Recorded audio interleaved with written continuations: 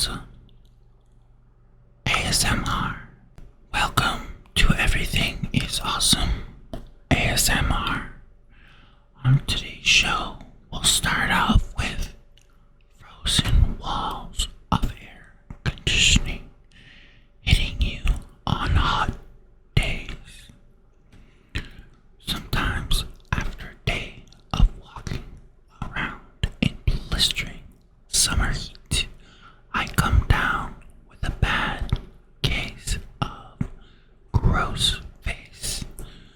People, I'm not proud of it, but on those steamy days, a nasty combination of shiny forehead sweat, downtown street air, and dried up sunblock gives me a mask I can't shake.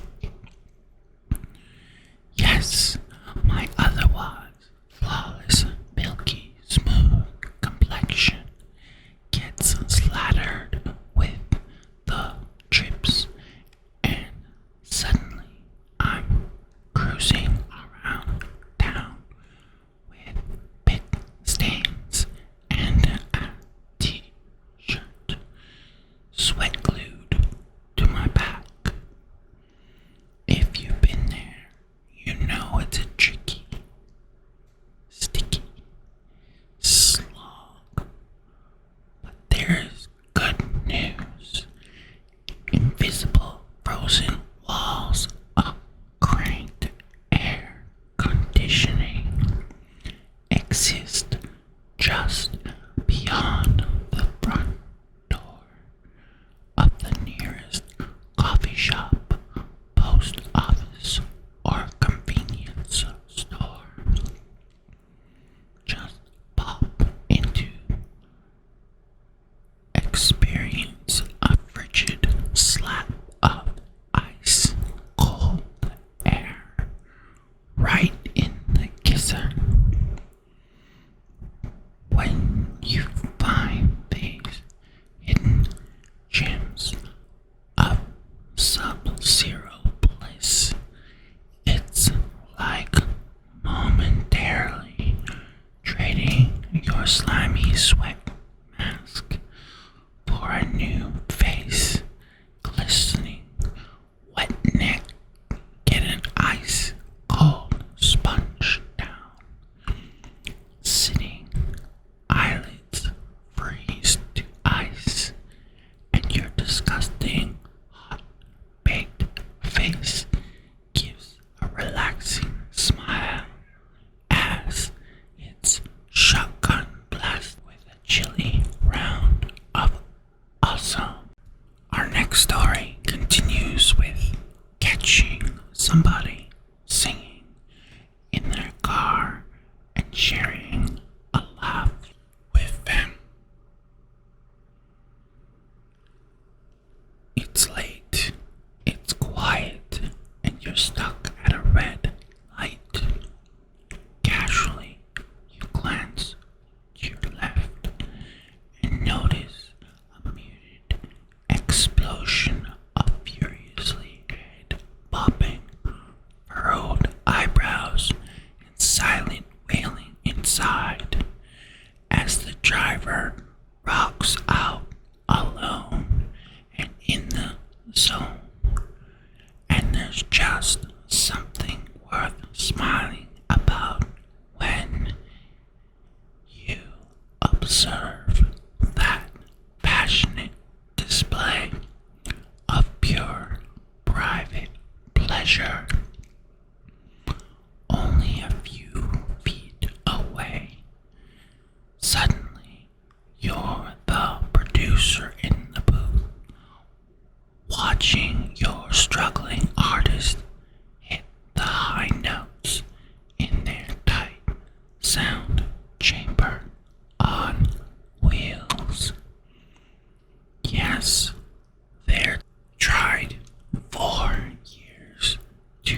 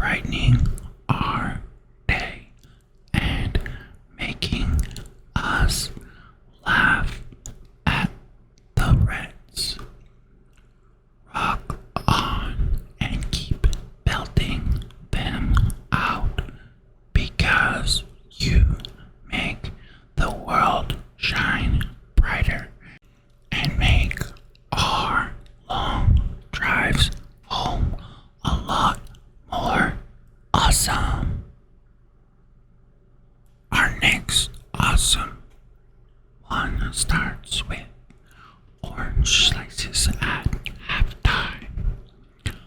When I was 6 years old, my math skills suddenly took a deep tumble. So my parents whisked me off to the eye doctor, who twiddled a bunch of knobs, eventually concluding that this little squinter couldn't see the blackboard. Unfortunately, instead of asking me to drink a glass of carrot juice every morning, or just sit closer to the front of the class, he wrote me a prescription for some thick Coke bottle glasses and sent me on my way. Being the only kid in first grade who wore glasses was no fun. I was four eyes, doctor spectacles, and blindy all in one recess. To make matters worse, they didn't make many glass frames for kids in those days. At the time, the store only had one pair that fit me, a thick red plastic set that had been held around my neck with a black elastic band. Yeah, it's true. Not only was I cursed with blurry eyes, but I had a side case of pinhead too. It was embarrassing arriving at school looking like Steve Urkel, only without the spunk or sassiness. Anyways, it didn't take long for those glasses to become the bane of my existence. I broke them about once a week. I fell off of someone's back in the schoolyard, crashed into my sister running around the basement, and got pegged with snowballs on the way home from school.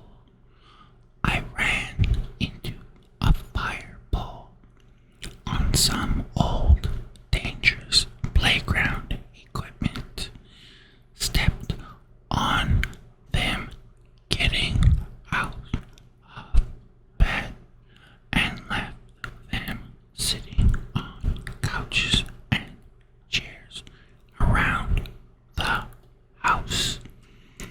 Once I even broke them 2 days in a row, and it was the same story every time. I sheepishly appeared at dinner with my busted glasses on my face, thick wads of masking tape holding them together, and sat through dinner until my parents very patiently took me back to the same glasses store later that night to buy the same set of red plastic frames again and again. Now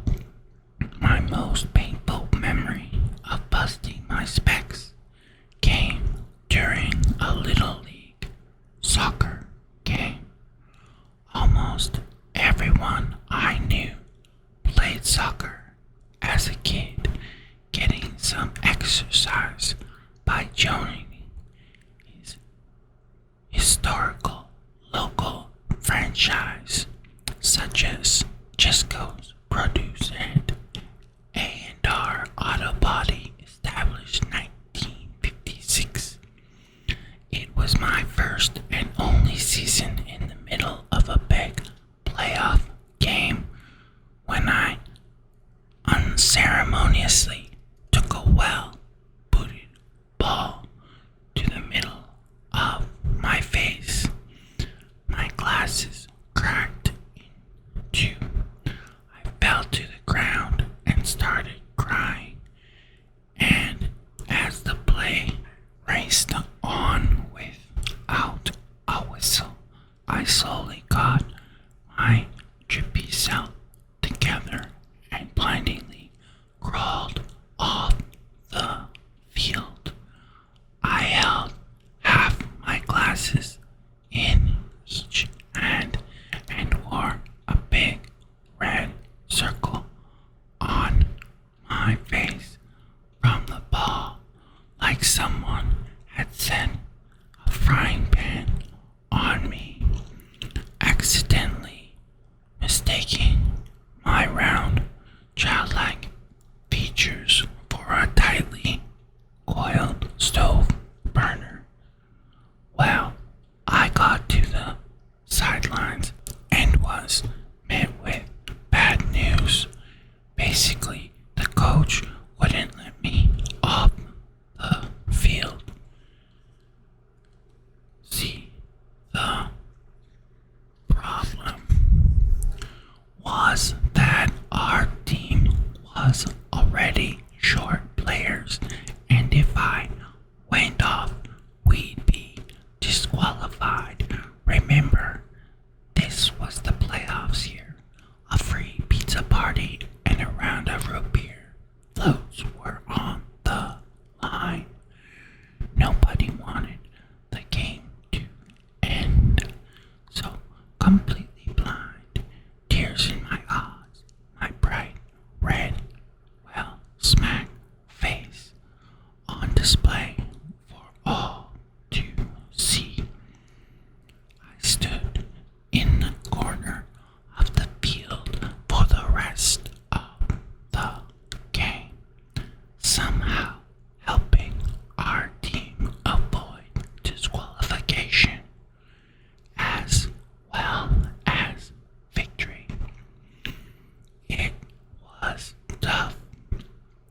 I remember the only thing that got me through that terrible ordeal was my mom coming over and setting up a lawn chair beside me, popping open a really old Tupperware container and giving me all the orange slices I wanted from the halftime stash.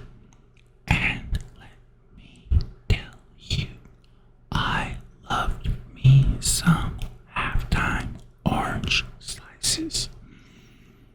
They were like sweet liquid energy, filling me with sugar and pep, turbocharging me for the second half. Now, my showing that day was pathetic and humiliating. I don't deny that, and I'm sad to report that it finally forced me to hang up the cleats for good, retiring forever from the game. I knew mildly, but I still remember those orange slices and my mom generously